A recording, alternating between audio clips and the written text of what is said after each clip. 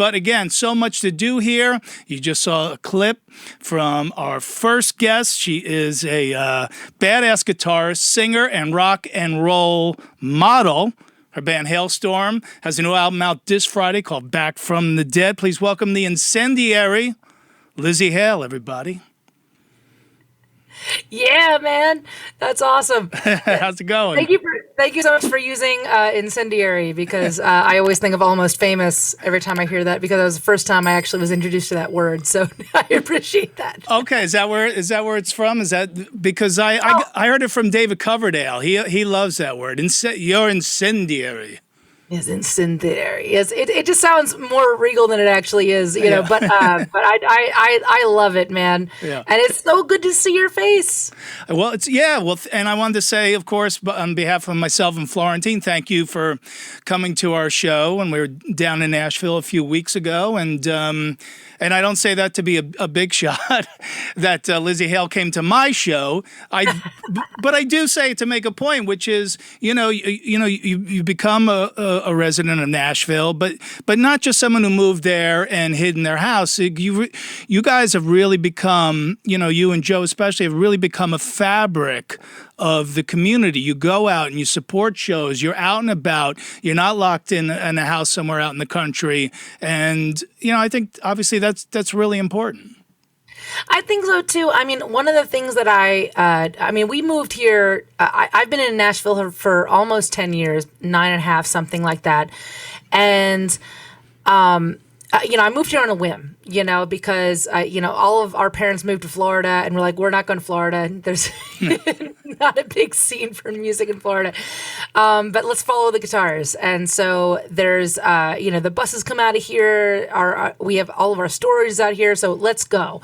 And everybody, I'm a native of Pennsylvania, and all my friends from Pennsylvania is like, what are you doing, man? You're going to the country music place. It's like you're trying to be a rock band. But there are so many amazing rock bands, and I've gotten to share the stage with so many of my idols, like within the first year that I ever lived here. And I remember turning to Joe, our guitar player, he's like, well, I think we should stay. And then from there, our bass player Josh moved out here, and then RJ's out here, our drummer, and it's like, yeah. So we're sticking our our feet very very firmly in the dirt here in Nashville. Yeah, and again, and much beloved there, because again, you go out and you do charity stuff. You donate your time on stage. I mean, I remember seeing you on stage with like Brad Whitford from Aerosmith singing "Nobody's Fault." I'm like, oh my God, like you have truly landed. I mean, that is the place for you.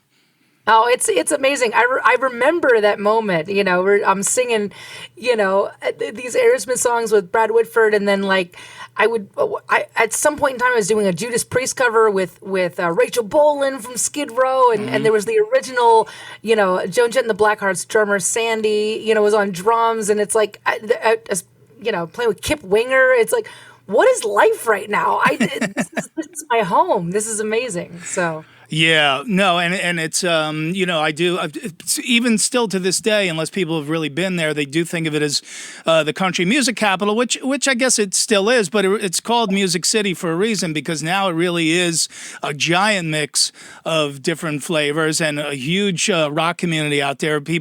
Rockers, whether or not from the West Coast have moved to Nashville, or a lot of them also have moved to Las Vegas, but Nashville's rock scene is huge, and you guys are a part of it. But I do got to say, it was, I've been lucky enough to perform in front of people in the business that I really admire. But it was a little nerve wracking knowing that, that you were coming. To be honest, I don't know have you had a similar experience where somebody that you really looked up to was coming to see you perform? Oh my goodness! Of course, it tends to happen all the time now. Whereas now it's not necessarily proving that you deserve to be here, but that you deserve to stay here, and I think that's more of the the lesson in the story. But you have no need to be nervous. I loved your set.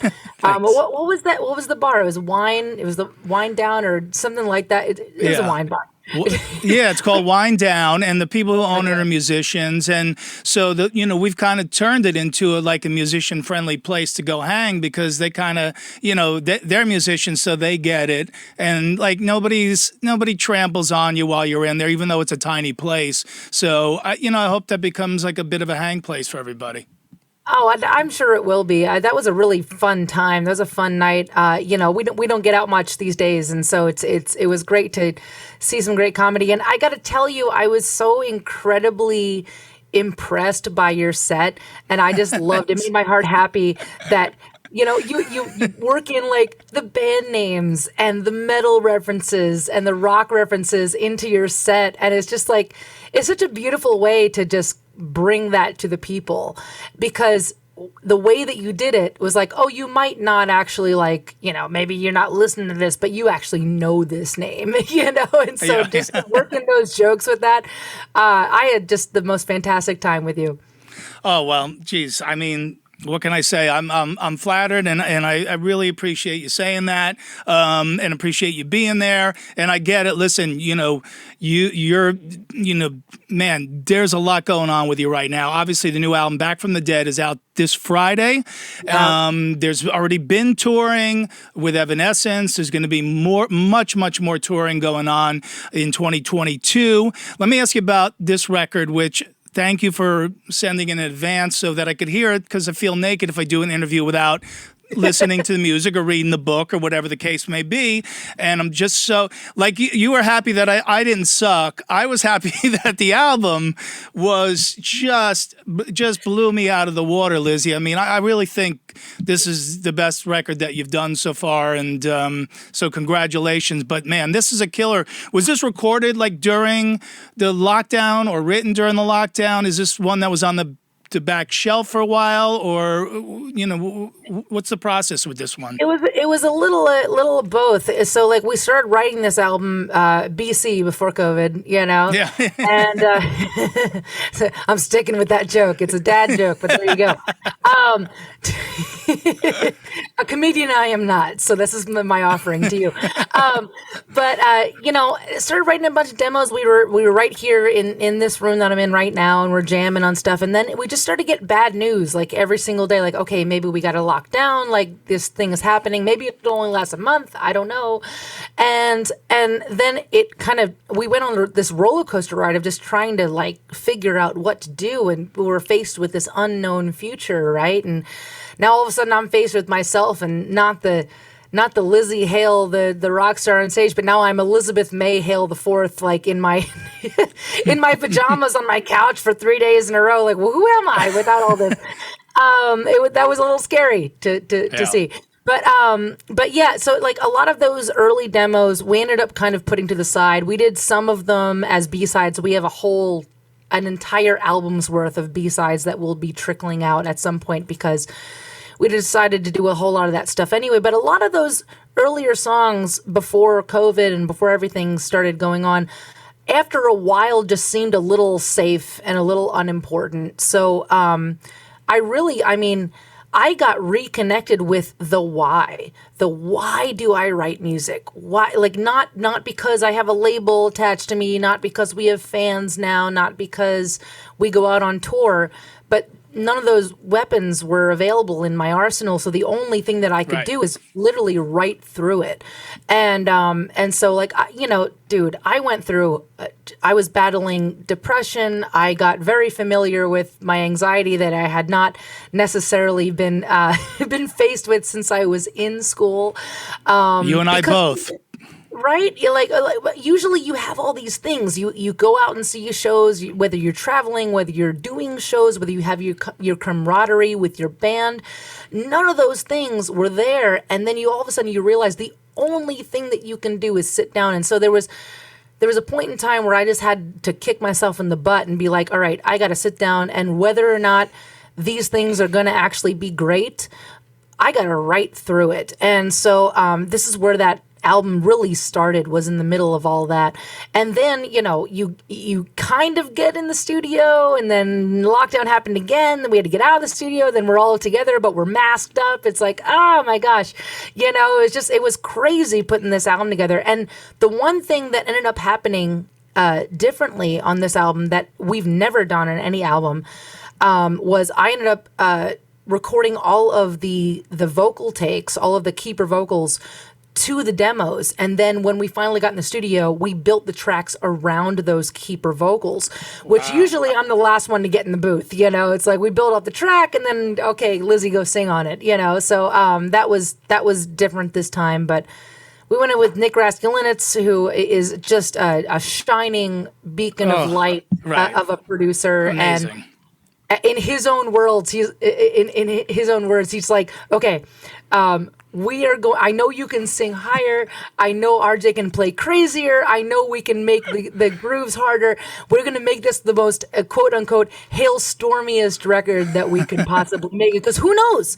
We might not ever actually tour on this stuff. So it's like, let's do it. And so everybody just came in on 11, and we're really proud of it.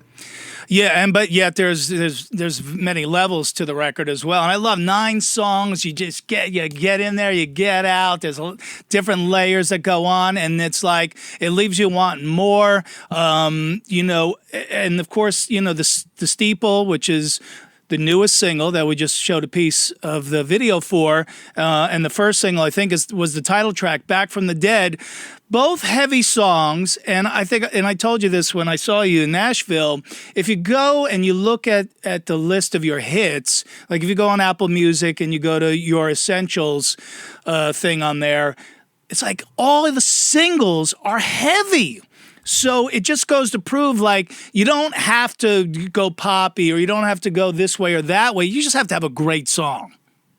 Exactly. And, it's funny, too, because I know that in our the early years of our career, we did try our hand at trying to, tip the scale a little bit more of a pop situation, especially like we're fresh on a label and they're like, oh, we're going to put this.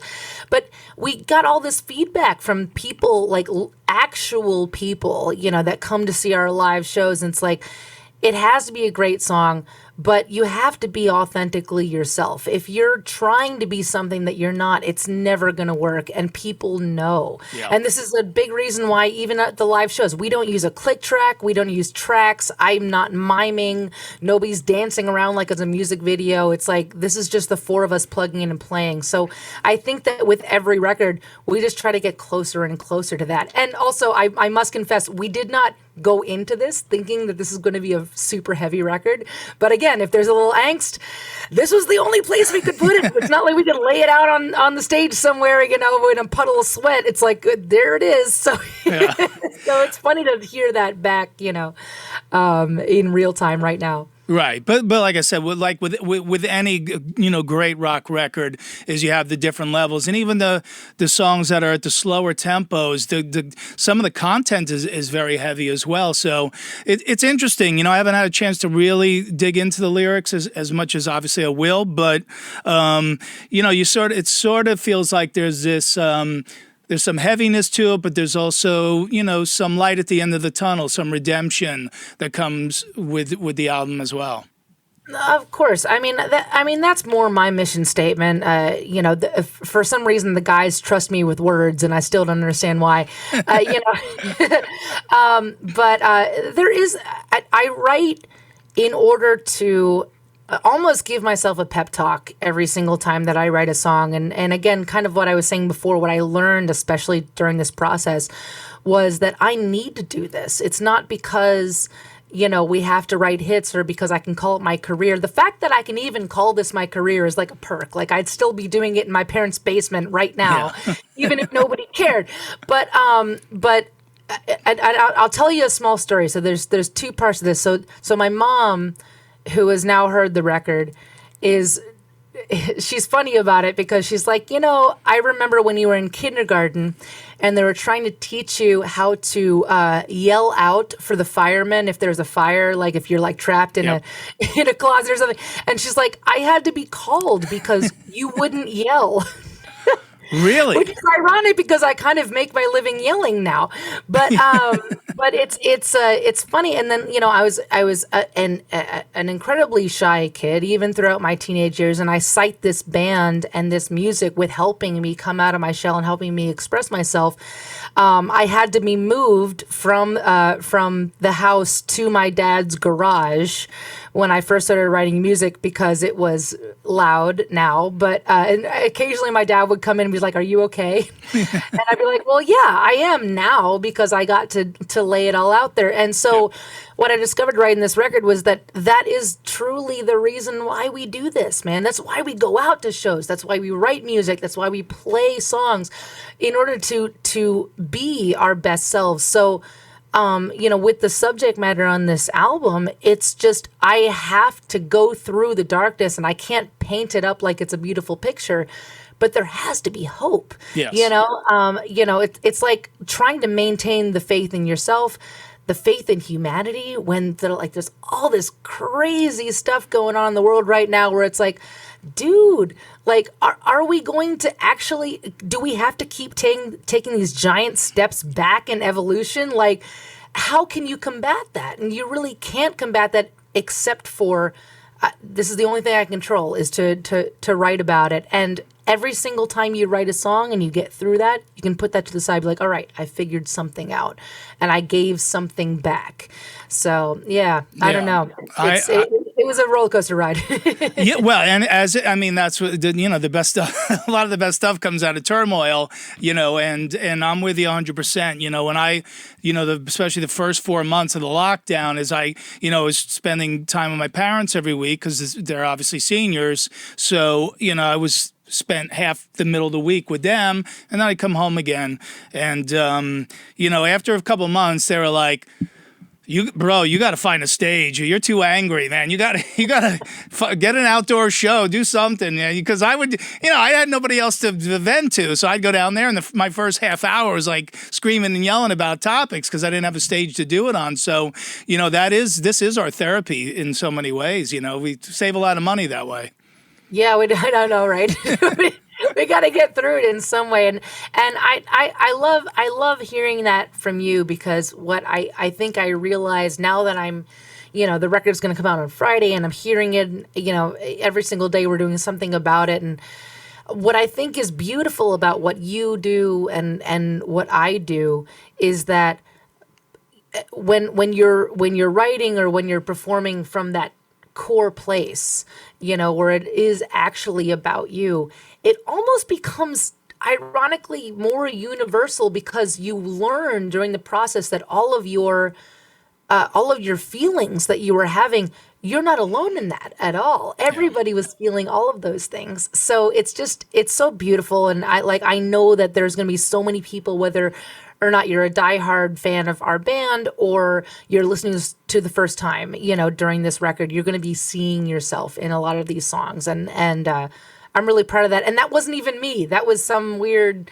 the universe said, go. Yeah.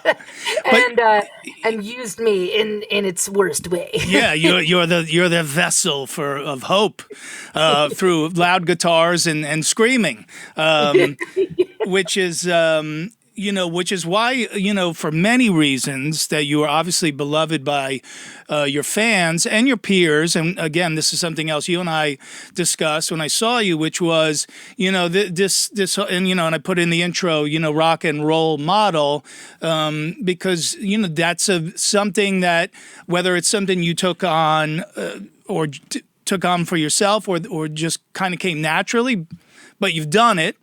So much so that our friends over at Loudwire put out a top 10 reasons Lzzy Hale is a role model. And, we don't have to go down the whole list, but, Loudwire guys always do a great job over there with stuff. And they're for a lot of the reasons that you would think of. But, like I said to you, Alice Cooper passed on, how to sort of behave yourself and comport yourself and how to run your career. And, that, he passed that to Rob Zombie. Now Rob passes it on. And I think you told me, like, you got it from Dio. Yeah. Well, I've been very, very fortunate to have met so many of my idols and see how they do it right, And I mean, if you had told me when I was 13 years old when we first started this band, which by the way, we did the math, and on August 9th of 2022, it's going to be 25 years since the first gig of Hailstorm. Yeah. Which makes me feel Overnight a little- sensations. Overnight sensation, 25 years. Yeah. But yeah, no, I mean, if you had, told me that now I would be the one passing the torch to so many young kids, I get so many teenagers coming to the shows, and they have signs. They're like, "Oh, I play guitar because of you, and I started this band because I heard you guys." And it's like, that's amazing. If you had told my 13-year-old self that back in the day, she wouldn't have believed you. It would have blown her little mind. But again, between having these conversations with Alice Cooper, having these conversations with Ronnie James Dio, having conversations with Tom Kiefer. I've gotten to meet so many of my foremothers of rock. I had a conversation with Pat Benatar, with Lita Ford, with Joan Jett, and Ann Wilson, and just a plethora of those things. And it's a beautiful thing knowing that you can be something for somebody, and that they can look at you and see themselves in you, and it makes that bridge to their dream just a little shorter, because I know what that did for me. When I first met all of my idols, it's like, oh wait, okay, this is possible. And I know it sounds silly, but like that little light bulb has to go off at some point, because if you I always say this to my idols when I meet them, like, thank you so much for not giving up. Because if that had been your narrative, like, okay, we're trying to make it in rock, but it got too hard and whatever, and so they gave up, then that would have been my narrative too. But because they didn't, and they persevered, and they are now in this quote unquote by Pat Benatar, this legendary status. Yeah. I'm able to really, I mean, they created the roadmap for me to do what I do. And I do hold that dear. That's like holy scripture to me. What Ronnie James Dio said to me the last time that I saw him was that you're never going to remember the venues that you play or all of the people that you meet, but they are going to remember meeting you for the rest of their lives. So you have to make it good for everyone. And at the time, I thought he was just giving me advice to pass on to my own fans. And now, after he passed, I was like, oh my gosh, he made that moment for me. That was a moment in time that I will never forget. Seeing him wag his finger in my face and be like, Right. It's a beautiful thing. Yeah, and listen, most of the musicians I know really do, pay homage to the people before them, but you really wear it on your sleeve, and especially you celebrate, the females in metal, and obviously you've been out and teamed up with them, Lita Ford and Evanescence on the last tour, and then this summer with Taylor Momsen in the Pretty Reckless, which I can't wait. I can't wait to see that in Jersey. That's going to be a killer tour. So, it's there's no ego there. It's like, no, let's all, it's that attitude of like, let's all just support each other. And then, there's room for all of us, because it's just going to make everything better in the long run. Oh, exactly. I mean, I'm so proud. It was only a few short years ago that, Tour dates? I was the only one, on the festivals. I was the only one, even backstage as a girl, to the point that I would forget until somebody brought it up, Yeah, there you go. And so it's great to be in a position on this kind of wave where women are really just kind of proving that we didn't get into this genre to impress our boyfriends or, whatever else. We got into it because for some reason it chose us. And we've had these conversations numerous times, all of us, being like, we need to, if we ever can, do all of this together and just be a force to be reckoned with, because we wear it like a badge of honor. We're girls in the business, and we lived through, and I mean, we're still living through some crazy stuff going on right now, but it's a lot better than it was. But we're like old war buddies, so we have a different narrative than so some of you dude bros. But at the same time, it's lovely to have so many different walks of life and have us all be female and show these young women that, look, we're up here doing our thing, we're building our empire, and so can you. Also, to all of my, male friends in the business, if you want to meet a beautiful, crazy chick, you got to come to one of these shows because we just see it every night.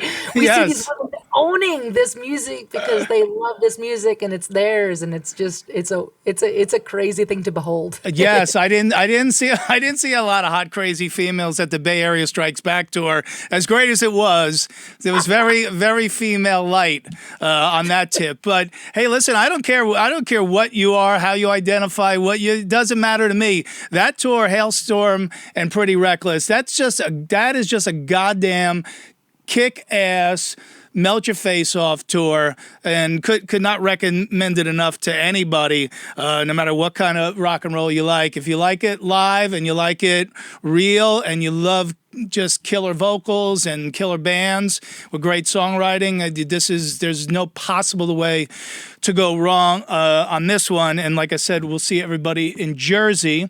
Do we have Phil? Is Phil on yet? Okay, all right. I was going to bring Phil Demo in, but oh, nice. Last thing before I let you go, I don't want to keep you all night. The no cover thing, I wanted to ask you about that because I think it's important because our genre does not have a lot of, since that metal show's gone, we don't have a lot of real kind of presence out there to really promote and hype up our music. So can you tell us a little bit about what this is?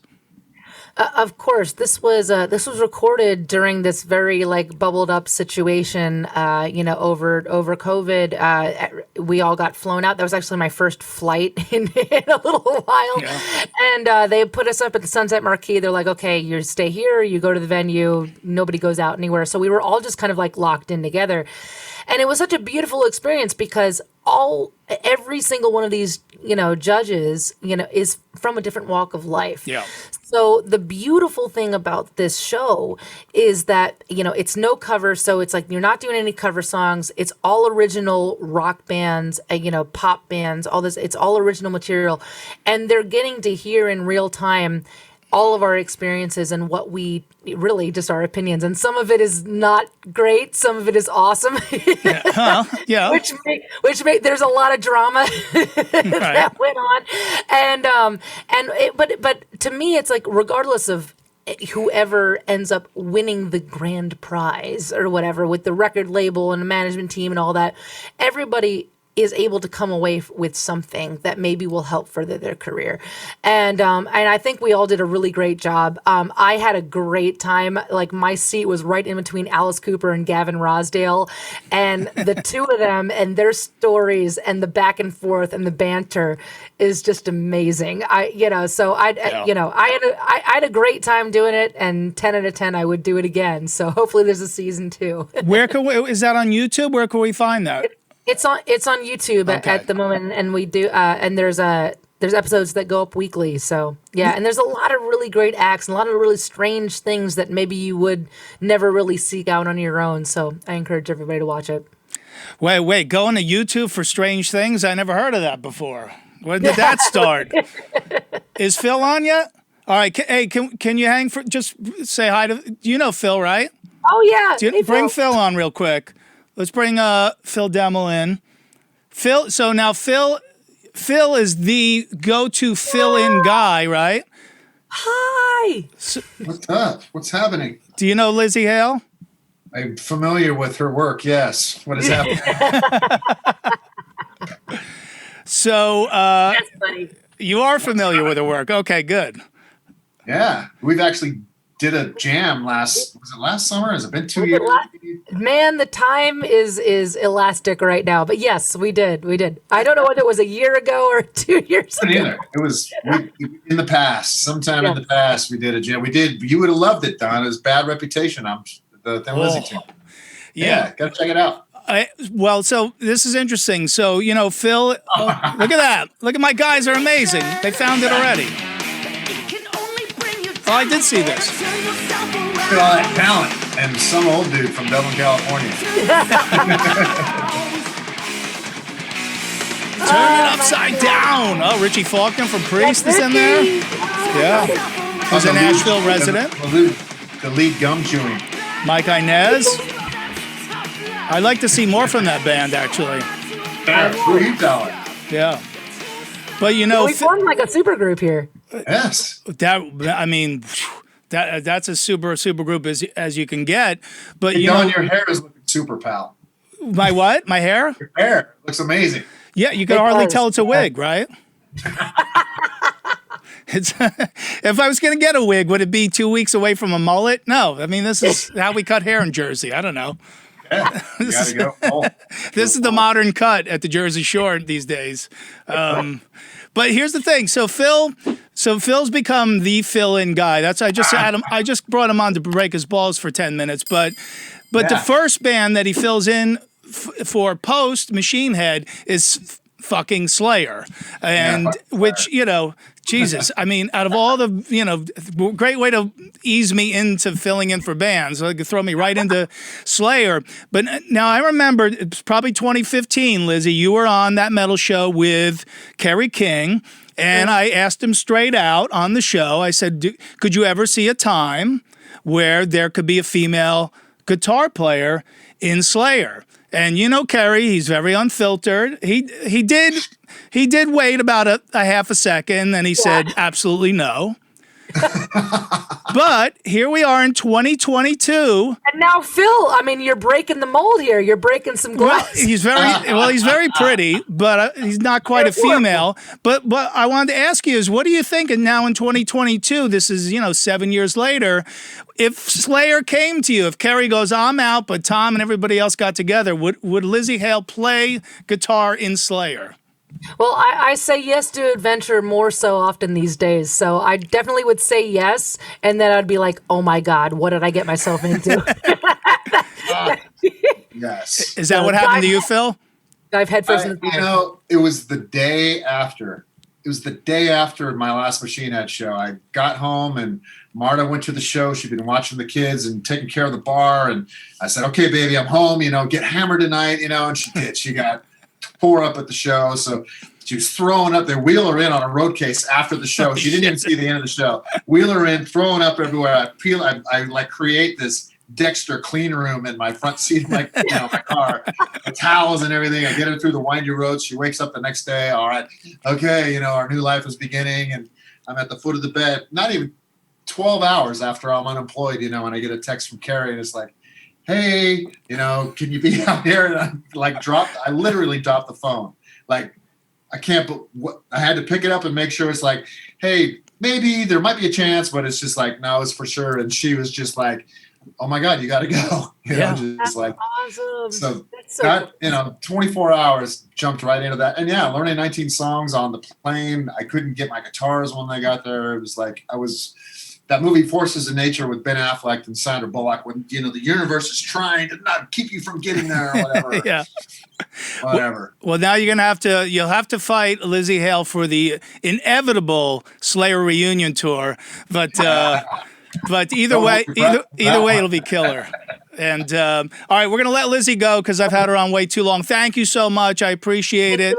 I kept you too long, but Get Back from the Dead is out this Friday. Fantastic album. Get it, pre-order it now. Get it on vinyl, download it, all the stuff. All right, let's finish breaking Phil's balls. Hey, what's up, everybody? It's me, Don. Thank you for watching that clip. Here's some more I think you're going to enjoy. And of course, don't forget to hit the subscribe button.